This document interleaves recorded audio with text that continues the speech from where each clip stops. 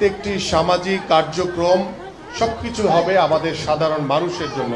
যে সমস্যাগুলো এখন সমাধান করা সম্ভব সেই সমস্যাগুলো আমি চেষ্টা করছি দ্রুত সমাধান করার জন্য, আর যে সমস্যাগুলো এখন করা সম্ভব না সেই সমস্যাগুলো ইনশাল্লাহ আগামীর ফেব্রুয়ারিতে যে নির্বাচন হবে সেই নির্বাচনে আপনাদের ভোটে, এদেশের সাধারণ মানুষের ভোটে বাংলাদেশ জাতীয়তাবাদী দল বিএনপি নির্বাচিত হলে, সরকার গঠন করলে ইনশাআল্লাহ আপনাদের সকল সমস্যার সমাধান করা হবে। এলাকার সন্তান হিসেবে আমৃত্যু মানুষের পাশে থাকার অঙ্গীকার করেন আমিনুল হক। আমরা একটি বাসযোগ্য এলাকা তৈরি করতে চাই যেখানে যাতে ভবিষ্যতে আর কোনো জলাবদ্ধতা সৃষ্টি না হয়। আমি কোনো নেতা হিসেবে আপনাদের পাশে থাকতে চাই না, আমি আপনাদের পাশে থাকতে চাই আপনাদের সন্তান হিসেবে, ভাই হিসেবে, বন্ধু হিসেবে, এবং আমি আপনাদের পাশে থেকে ইনশাআল্লাহ আপনাদের সুখে দুঃখে সবসময় আমরা আপনার পাশে থেকে সকল সমস্যাগুলো সমাধান করব।